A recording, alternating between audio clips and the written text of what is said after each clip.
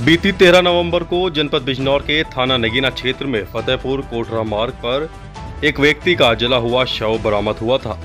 मृतक की पहचान 50 वर्षीय ऋषिपाल पुत्र रघुनाथ के रूप में हुई थी।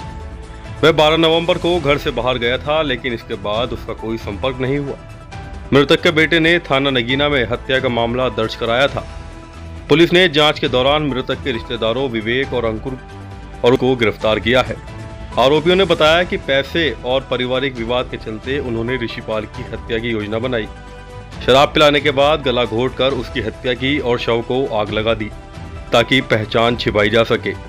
पुलिस ने आरोपियों से घटना में उपयुक्त बोलेरो कार, मृतक का फोन और जलाने में इस्तेमाल पुआल बरामद किया है। मामले की गहन जांच जारी है। पुलिस ने आरोपियों के खिलाफ सख्त कार्रवाई की बात कही है। समय हिंदी टीवी के लिए बिजनौर से तहसीन नोमानी की रिपोर्ट।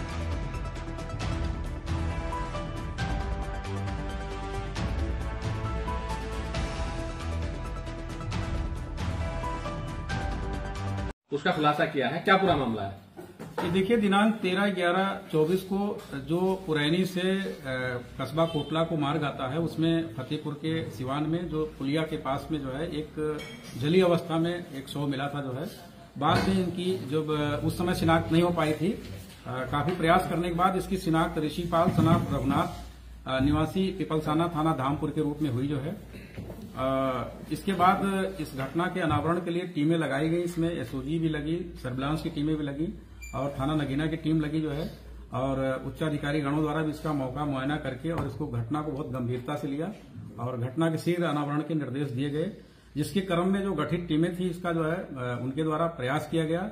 और इसमें 3 लोगों का नाम प्रकाश में आया। विवेक चौहान सनाफ ब्रह्मपाल और अंकुर चौहान सनाफ कृष्णपाल सिंह, तीसरा विपिन सनाफ रामचरण सैनी। ये आजाद नगर कॉलोनी कस्बा नगीना मंडी समिति के पीछे जो है मोहल्ला, वहीं के रहने वाले हैं।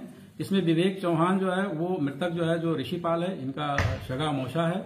और अंकुर चौहान का वो जो अभियुक्त इसमें है वो फूफा है। जो है ये आपस में रिश्तेदार हैं। पूछताछ पर इनसे जो बातें खुल करके आई उसमें ये था कि इन लोगों ने इसका विवेक का जो है जो इसका मौसा है, मतलब मौसा लगता है मृतक, उस पर इसके 7 लाख रुपए बकाया थे। जो है जो इन्होंने पहले करीब 7 साल पहले रुपया दिया था और यह दिया था कि उनको व्यापार कराएंगे, लेकिन इन्होंने व्यापार नहीं कराया और पहले शुरू में इन्होंने कुछ ब्याज के रूप में रुपए देते रहे, लेकिन बाद में वो भी बंद कर दिया।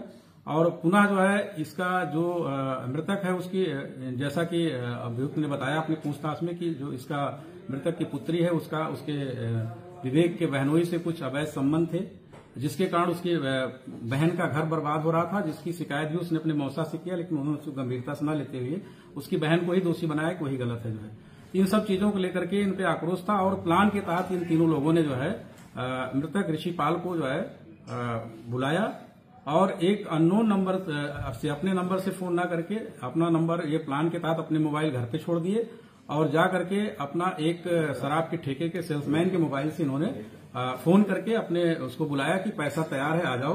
तो उसको पैसा देने के बहाने बुलाया और फिर गाड़ी में बैठा लिया और जहां इन लोगों ने रास्ते में उसका गला घोंट करके हत्या किया।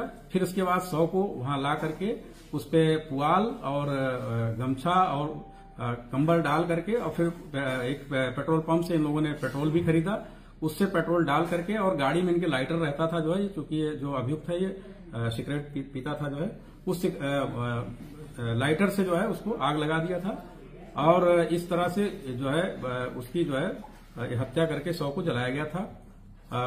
इस घटना में हम लोगों ने 2 अभियुक्तों को गिरफ्तार किया, विवेक चौहान सनाफ ब्रह्मपाल को और अंकुर चौहान सनाफ कृष्णपाल को, जिन्होंने ये पूछताछ में अपने साथी विपिन के साथ जो है ये पूरा जुर्म इकबाल किया। और जो मृतक का मोबाइल का था उसका एक कवर, जो बोतल थी वो, लाइटर और अन्य सामग्री जो है इसमें जो है हम लोगों ने बरामद किया है। इसमें दोनों को गिरफ्तार करके माननीय न्यायालय के समक्ष पेश किया जा रहा है। शेष अन्य विधिक कार्रवाई प्रचलित है। शेष जो अभियुक्त विपिन सनाफ रामचरण सैनी है, इसकी गिरफ्तारी के लिए टीमें लगाई गई हैं। शीघ्र ही इसको गिरफ्तार करके माननीय न्यायालय के समक्ष पेश किया जाएगा। क्या ये